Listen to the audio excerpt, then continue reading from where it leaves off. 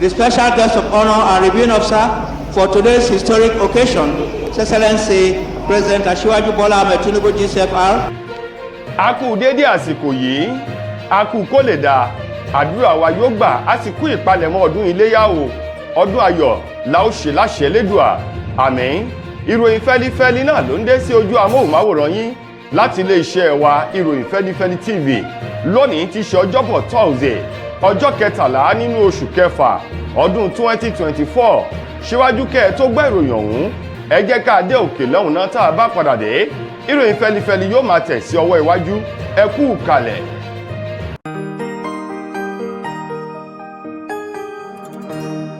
Ìròyìn Feli-feli TV, àjààbálẹ̀ làwọn ìròyìn ti wà, máa wò lóòrèkóòrè.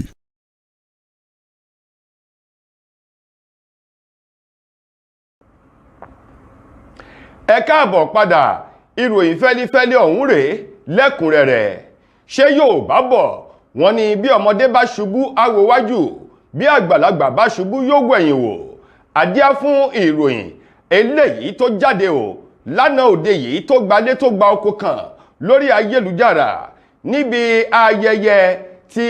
ọdún eléyìí tó jẹ́ ti democracy ìjọba àwarawa o eléyìí tí wọ́n fi sọrí oṣù kẹfà ọjọ́ kejìlá June 12 lánàá òde yìí tí í ṣe ọjọ́ kejìlá nínú oṣù kẹfà níbi gbọ̀ngàn eyín Eagle Square nílùú Àbújá tí ṣolúlu orílẹ̀-èdè wa Nàìjíríà nígbà tí ààrẹ orílẹ̀-èdè yìí Aṣíwájú Bọ́lá Ahmed Tinubu tó fẹ́ wọnú ọkọ̀ níbi tí ó ti máa juwọ́ o láti kí gbogbo àwọn ènìyàn àti ọmọ orílẹ̀-èdè Nàìjíríà ní bàbá òun mà ló ti tẹ̀sà gẹ̀rẹ̀ níbi tí bàbá náà ti lulẹ̀ gẹ́gẹ́ bí ọ̀rọ̀ rẹ̀ tó sọ o lásìkò ìpolongo ìbò wípé ó ṣe ìkíní ó lulẹ̀, ó ṣe ìkejì ó lulẹ̀, ó ṣe ẹlẹ́ẹ̀kẹta ó lulẹ̀. Báyìí ni ààrẹ Tinubu lulẹ̀ lánàá nínú ọkọ̀ àwọn ológun eléyìí tó fẹ́ wọnú rẹ̀ láti máa juwọ́ bí baba kérésì sí gbogbo àwọn ènìyàn ní gẹ́rẹ́ tí ìṣẹ̀lẹ̀ ń ṣẹlẹ̀ lówùúrọ̀ kùtùkùtù àná ní Eagle Square nílùú Àbújá o níbi tí ààrẹ ti lulẹ̀. Níbẹ̀ lẹ́yìn ìgbà náà lààrẹ Bọ́lá Tinubu ló ti padà sọ̀rọ̀ níbi àpèjẹ jíjẹ mímu eléyìí tó wáyé lánàá òde yìí bákan náà lálẹ́ àná nílé ọba nílùú Àbújá. Ẹ gbọ́ ohun tí ààrẹ Tinubu tó sọ lédè òyìnbó. Early this morning, I had a swagger, and it's on the social media. They are confused whether I was doing Buga or doing Babanriga. But it is a day to celebrate democracy while doing Dobale for the day. I'm a traditionally Yoruba boy. I did my Dobale.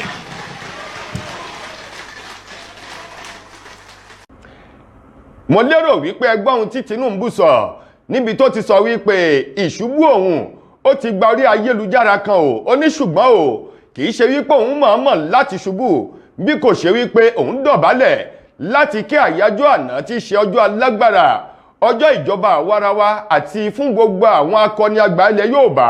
lòun ṣe èyí fún o. Wọ́n sì ti ní kàkà kí ọmọdé kan nà mí ní ayò ní òun ó fi ṣe àwàdànù gẹ́gẹ́ bí àwàdà eléyìí tí Tinubu tó fi ọ̀rọ̀ òun ṣe. Ẹ̀wẹ̀ ọ̀kan gbòógì nínú àwọn tó jẹ́ àgbà ọ̀jẹ̀ nínú ẹgbẹ́ òṣèlú APC eyín tó ti fìgbà kan jẹ́ igbákejì alága ní ẹkùn gúúsù àríwá ìwọ̀ oòrùn orílẹ̀-èdè yìí eléyìí tó jẹ́ North West tẹ́lẹ̀ eyín ọ̀gbẹ́ni Salihu Lukman ló ti sọ̀rọ̀ bóde wípé bóun ò bá ní parọ́ ò tóun ò bá sì ní ṣe èké láìsí àfikún àbí àyọkúrò. Ó ní ẹgbẹ́ òṣèlú APC tí ṣe ẹgbẹ́ òṣèlú òun wọn ò lè gbégbá ìbò kí wọ́n wọlé mọ́ lórílẹ̀-èdè Nàìjíríà àfi tí wọ́n bá da ìbò ọ̀hún rú tí wọ́n sì da ọwọ́ rú tòun ti màkàrúrù. Òun nìkan ló lè jẹ́ kí ẹgbẹ́ òṣèlú APC kí wọ́n jáwé olúborí o. Ó ní bí bẹ́ẹ̀ kọ́ tá a bá fi ṣe gbangba làṣàtà ó ní kò sí ọ̀nà tí ẹgbẹ́ òṣèlú APC tó lè gbà láti jáwé olúborí o. gẹ́gẹ́ bí ọ̀rọ̀ tí Saliu Lukman tó sọ lánàá tí í ṣe ọ̀rọ̀ ìkíni eléyìí tó gbé bóde o fún àwọn ọmọ orílẹ̀-èdè Nàìjíríà láti sọ ẹ̀dùn ọkàn rẹ̀ àti bí ẹgbẹ́ òṣèlú APC tó ń ti àwọn tí wọ́n ń darí ẹgbẹ́ òṣèlú ọ̀hún àti àwọn tí wọ́n jẹ́ ètò ìṣèjọba tó ń wá láti inú ẹgbẹ́ òṣèlú APC bí wọ́n ṣe ti já àwọn ọmọ orílẹ̀-èdè Nàìjíríà kulẹ̀ tí wọ́n sì kọjú àwọn ọmọ orílẹ̀-èdè Nàìjíríà sórun alẹ́ o ní Saliu Lukman ló ti sọ ó ní pẹ̀lú gbogbo àwọn ìṣòro tó ń kojú orílẹ̀-èdè Nàìjíríà láti bí ọdún 25 sẹ́yìn lẹ́gbẹ́ òṣèlú APC ni wọ́n ti ń fọn rere bẹ́ẹ̀ sì ni wọ́n ti ń darí tí wọ́n ti ń tukọ̀ orílẹ̀-èdè yìí léyìí tí wọ́n gbà kúrò lọ́wọ́ ẹgbẹ́ òṣèlú PDP ó ní láti ìgbà tí wọ́n ti gbà á eku òkè bí eku ẹyẹ òkè bí ẹyẹ bẹ́ẹ̀ sì rèé ọmọ ènìyàn fọhùn mọ́ bí ènìyàn tó sì dá àwọn lójú wípé àwọn ọmọ orílẹ̀-èdè Nàìjíríà gbogbo wọn pátá ò ní wọ́n ti gbọ́n làǹkàyè wọ́n sì ti sọjí láì jẹ́ wípé ẹgbẹ́ òṣèlú APC wọ́n yí ìbò tàbí wọ́n da ìbò rú wọn lè rí ọ̀nà kankan láti ní ìbò tí jáwélúborí mọ́ lórílẹ̀-èdè Nàìjíríà olódi gbére aṣọ wèrè ni. ọmọye tó díje dupò ààrẹ lábẹ́ ẹgbẹ́ òṣèlú Labour Party lọ́dún tó kọjá tó ti fìgbà kan jẹ́ gómìnà tẹ́lẹ̀ rí ní ìpínlẹ̀ Anambra ọ̀gbẹ́ni Peter Obi lánàá òde yìí ti ṣọjọ́ Wednesday June 12 níbi orí ètò kan iléeṣẹ́ amóhùnmáwòrán kan ní ìpínlẹ̀ Èkó níbi tí wọ́n ti gba àlejò Peter Obi pẹ̀lú àwọn ìfọ̀rọ̀wánilẹ́nuwò èyí tí wọ́n ṣe fún o níbẹ̀ ni wọ́n ti ń bèrè ipò orílẹ̀-èdè Nàìjíríà ìṣòro tó ń dojúkọ lọ́wọ́ báyìí àti ọ̀nà àbáyọ níbẹ̀ ló ti sọ ó ní kò sí nǹkan kan ju ìṣòro ìwà àjẹbánu ìmọ̀tara ẹni nìkan àìní ìbẹ̀rù Ọlọ́run tí àwọn tí wọ́n ń darí tí wọ́n gbéwọ̀ bí agbádá àwọn ẹ̀wù àti ṣòkòtò tí wọ́n tún fi fìlà ṣẹ̀ṣọ́ sí o oníbà bá ti yọ èyí kúrò olódàhùn lójú pé orílẹ̀-èdè Nàìjíríà yóò mú yẹ̀sì Peter Obi tó tẹ̀síwájú nínú ọ̀rọ̀ rẹ̀ ó ní káàtì bí pẹlẹbẹ káàtì mí ọ̀lẹ́jẹ̀ o káàtì bí ìṣáná kíyèsí ògùn ó ní ẹ wò àwọn tí wọ́n jẹ́ àjọ tó ń gbógun ti wà ìbàjẹ́ ṣíṣowó ìlú kùmọ̀kùmọ̀ tá a mọ̀ sí EFCC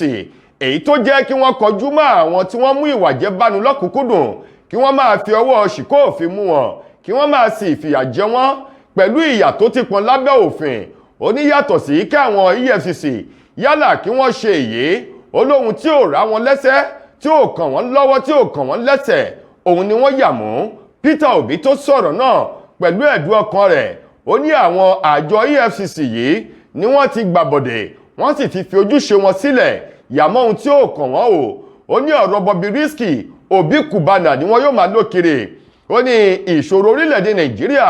ìwà jẹbánu tí àwọn lẹ́ṣèlú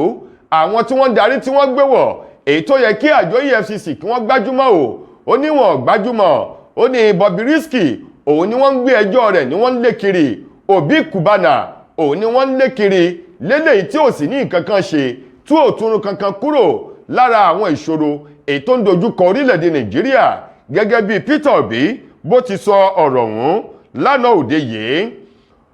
ọwọ́ iléeṣẹ́ ọlọ́pàá ní ìpínlẹ̀ Ondo ló ti tẹ àwọn afurasí kan eléyìí tí wọ́n bá orí àwọn ènìyàn gbígbẹ 8 pẹ̀lú àwọn ẹ̀yà ara ènìyàn lọ́wọ́ wọn o gẹ́gẹ́ bí wọ́n ti sọ ìṣẹ̀lẹ̀ ọ̀hún tó ṣẹlẹ̀ nílùú kan ní ìjọba ìbílẹ̀ Àkókó ní ìpínlẹ̀ Ondo ni wọ́n ní lásìkò tí àwọn ọlọ́pàá tí wọ́n ń ṣe ìwọ́de lílọ bíbọ̀ láti fọ̀lúmọ́ o ni wọ́n kófìrí ọkọ̀ Camry kan eléyìí tí wọ́n sì dá ọkọ̀ náà dúró o wọ́n ní níbi àyẹ̀wò èyí tí wọ́n bẹ̀rẹ̀ sí ní ṣe fún ọkọ̀ ọ̀hún pẹ̀lú àwọn ènìyàn tó wà nínú ọkọ̀ náà ọ̀kan nínú àwọn èèyàn tí ń bẹ nínú ọkọ̀ náà ìnílọ́nà pápá bora tí àwọn ọlọ́pàá tí wọ́n sì gbàyà èyí tí wọ́n mú tí wọ́n fi gbà wípé ìfura ẹrù òfin ó ń bẹ nínú ọkọ̀ ọ̀hún nínú àyẹ̀wò òfin kíní tó tí wọ́n ṣe nínú àpò kan eléyìí tí wọ́n ní wọ́n gbé àwọn orí gbígbẹ náà tó ń lọ bíi 8 àti ẹ̀yà ara ènìyàn wọ́n kó sínú àpò gàrí tí wọ́n sì bu gàrí lé lórí tó dàbí àpò tó sì dàbí gàrí ojúlówó ṣùgbọ́n wọ́n tún ṣudé sàlẹ̀ kòkò ni wọ́n fi rí àwọn orí gbígbẹ 8 lọ́wọ́ àwọn ènìyàn ọ̀hún tí wọ́n sì ti mú àwọn èèyàn náà lọ sí àgọ́ ọlọ́pàá tó ń bẹ ní ìpínlẹ̀ Ondo alukoro iléeṣẹ́ ọlọ́pàá ní ìpínlẹ̀ Ondo Fúnmiláyọ̀ Ọdúnlámì òun lólukoro ọ̀rọ̀ ọ̀hún síta o tó ní ìṣẹ̀lẹ̀ náà ṣẹlẹ̀ nínú oṣù kẹfà ọdún tí a wà yìí ti ṣe ọjọ́ kẹwàá nínú oṣù kẹfà ọdún èyí tí a wà nù rẹ̀ yìí ó ní ìwádìí ń lọ lọ́wọ́ báyìí ní gẹ́rẹ́ tí wọ́n bá parí ìwádìí wọn ó taari àwọn ènìyàn oníṣẹ́ ibi náà lọ sí ilé ẹjọ́ láti lọ ṣàlàyé ibi wọ́n ti rí orí àwọn èèyàn gbígbẹ àti ibi tí wọ́n ń kó lọ ohun tí wọ́n fẹ́ fi ṣe. látijọ́ aláyé ti dáyé lọ́kọ́ tí ń sọ lówó orí aya tájọṣepọ̀ wọn sì jẹ́ gbádùn òǹfà ìfẹ́.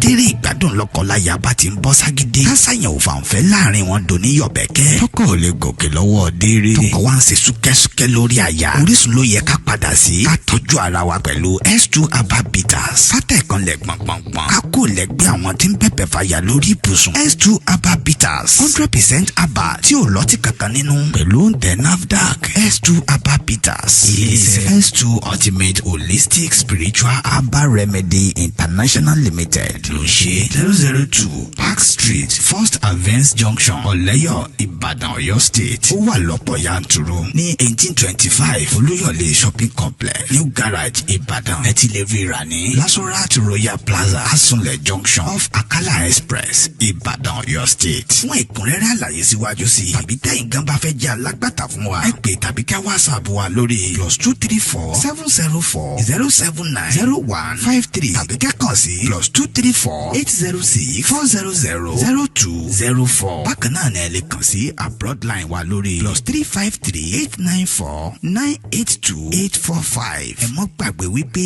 ìlera lóògùn ọrọ̀ tó fi já sí wípé ẹ ti lè kàn sí iléeṣẹ́ S2 herbal mixture fún ìtọ́jú àwọn àìsàn míì lóníran bíi ìfúnpá gíga diabetes low sperm count ìdákọ́lẹ̀ arthritis bone fat blood cleansing rheumatism infertility àti èyíkéyìí àìsàn tó bá ń bá yín fúnra nínú ara. S2 herbal bitters ó dára fún ìgbádùn ọkùnrin àtobìnrin. Lákòótán nínú ìròyìn wa fún tòní gbajúgbajà kan nínú àwọn òǹkọrin takasùfé ọmọ orílẹ̀-èdè wa Nàìjíríà Michael Adébáyọ̀ Ọláyínká tí gbogbo èèyàn mọ̀ sí Rúgà òun mà ló ti sọ ẹ̀dùn ọkàn rẹ̀ jáde lórí àwọn tí wọ́n ń kọ orin takasùfé lórílẹ̀-èdè Nàìjíríà. Ó ní bóun ò bá ní parọ́ tóun ò bá ní bùkún àti yọ kúrò ó ní gbogbo àwọn tí wọ́n ní ẹ̀bùn orin kíkọ tó jẹ́ ti takasùfé lórílẹ̀-èdè Nàìjíríà ó ní bí wọ́n kà wọ́n ení méjì mẹ́ta ó ní wọn tó márùn-ún bí wọ́n ti pọ̀ tó lórílẹ̀-èdè yìí. Ó ní ọ̀pọ̀lọpọ̀ àwọn tí wọ́n ń kọ orin takasùfé lákọlábo wọn ó ní ẹlòmíì ń kọ nítorí àríkànṣe kan ẹlòmíì sì ń kọ láti fi bojú iṣẹ́ búburú tí ń bẹ lọ́wọ́ wọn. Ó ní bẹ́ẹ̀ sì rèé ẹlòmíì ń kọ láti fi wá orúkọ ni ó ní kì í ṣe wípé bóyá ẹ̀bùn eléyìí tí ọba Ẹdẹ́dàá tó bùn wọ́n ni wọ́n ń gbé jáde Rúgà tó sọ ọ̀rọ̀ náà lórí ètò kan eléyìí tí ṣe ti iléeṣẹ́ rédíò ní ìpínlẹ̀ Èkó ló ti sọ̀rọ̀ wọn. Rúgà ni òun mọ̀ yìí pé lótìtọ́ àti lódodo tó bá jẹ́ wípé nínú àwọn tí wọ́n ń kọrin takasùfé tó ní owó ọlájù lórílẹ̀-èdè Nàìjíríà òun ò ní tó àwọn èèyàn kan ṣùgbọ́n tó bá ní ti ẹ̀bùn orin kíkọ ó ní láàrin àwọn márùn-ún tóun sọ yìí pé wọ́n ń kọ orin wọ́n sì ní ẹ̀bùn yìí ó ní òun wà láàrin àwọn márùn-ún náà. Bẹ́ẹ̀ sì rèé Rúgà kò dárúkọ ẹnikẹ́ni nínú àwọn ènìyàn márùn-ún tó ní àwọn ni wọ́n ní ẹ̀bùn àwọn ni wọ́n sì jẹ́ ojúlówó olórin takasùfé lórílẹ̀-èdè Nàìjíríà. Lákòótán nínú ọ̀rọ̀ rẹ̀ ó ní ẹ̀bùn tí Ọlọ́run bá bá fún yàn ó di dandan kéèyàn lò òun sì dúpẹ́ wípé ẹ̀bùn tí Ọlọ́run bùn òun lò òun sì ń jẹ òun mu bẹ́ẹ̀ sì ni ọpẹ́ kò ní tán lẹ́nu òun gẹ́gẹ́ bí Rúgà ti sọ̀rọ̀ náà. tó ẹ̀yin ará ìròyìn Feli-feli kò ní jù báyìí lọ láti iléeṣẹ́ wa ìròyìn Feli-feli TV títí di ojúmọ́ ọ̀la tẹ́tù máa láǹfààní láti gbọ́ tún ròyìn míì. Mo gbà ládùúrà wípé ilé ò ní lé wa ọ̀nà ò ní nà wá. Fún mi Àdénúgà lẹ́nu tó mọ̀ròyìn wá sí ojú àmóhùnmáwòrán yín ẹ ṣeun gan ni o.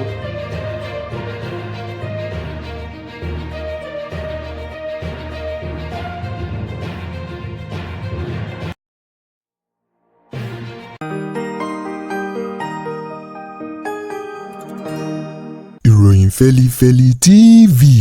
àjààbálẹ̀ làwọn ìròyìn ti wà máa wò lóòrèkóòrè.